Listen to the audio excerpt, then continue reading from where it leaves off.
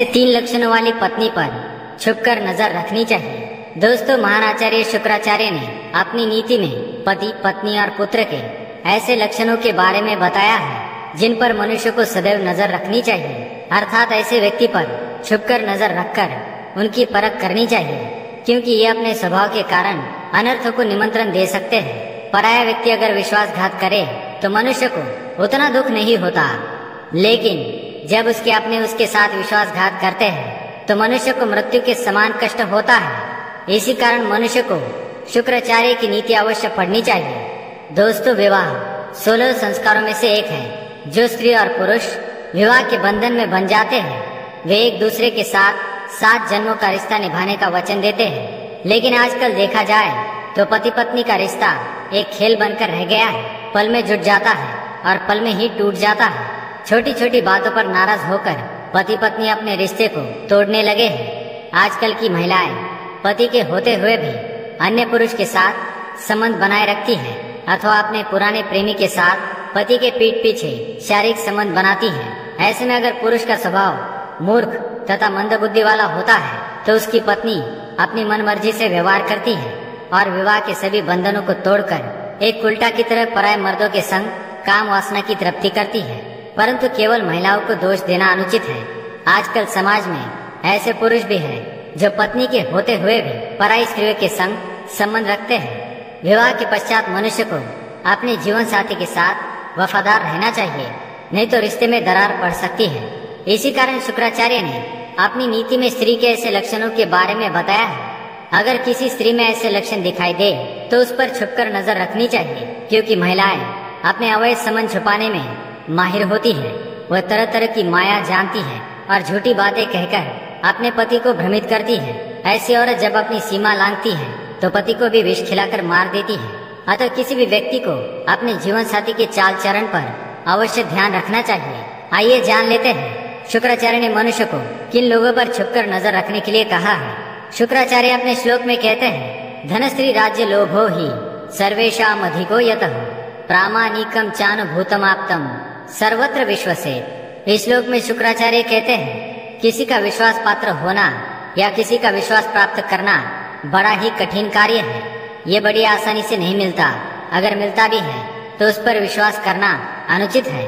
किसी भी व्यक्ति पर विश्वास करने से पहले कठिन परीक्षा लेनी चाहिए अथवा उसके व्यवहार को समझना चाहिए। केवल मुंह से कहने पर विश्वास करने वाले मनुष्य का अनर्थ होना तय होता है। मनुष्य को यह देखना चाहिए कि व्यक्ति दुख के समय में उसके साथ कैसा व्यवहार करता है अथवा सुख के समय में अधिक लालची बन जाता है कि नहीं, क्योंकि देखा गया है कि लोग दुख के समय में भाग जाते हैं अथवा दूर हो जाते हैं और सुख के समय में लालची बन जाते हैं और उस व्यक्ति के सुखों का उपभोग स्वयं करते हैं। अतः शुक्राचार्य के अनुसार किसी भी मनुष्य का पुत्र, उसका भाई और उसकी पत्नी ये भी विश्वास के योग्य नहीं होते। समय और परिस्थिति अनुसार वे भी साथ छोड़ ही देते हैं, क्योंकि आज के समय में सभी को धन, स्त्री तथा अधिकार प्राप्त करने का लोभ होता है।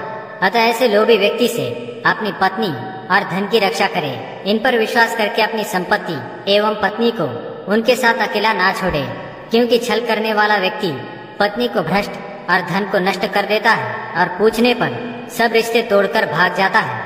आगे शुक्राचार्य कहते हैं, विश्वसित्वात्मवद गूढ़स्थ कार्यम भीमरचित स्वयं तदवाक्यम तर्क तो नर्थ विपरीतम न चिंतये। इस श्लोक में शुक्राचार्य कहते हैं, अगर कोई आपका विश्वास पात्र बन भी जाए तो भी उसके सामने विश्वास करने का ढोंग करे और छिपकर उसके कार्यों की परीक्षा करे, अर्थात वह आपके पीठ पीछे आपके विषय में क्या विचार करता है इसकी परीक्षा करे।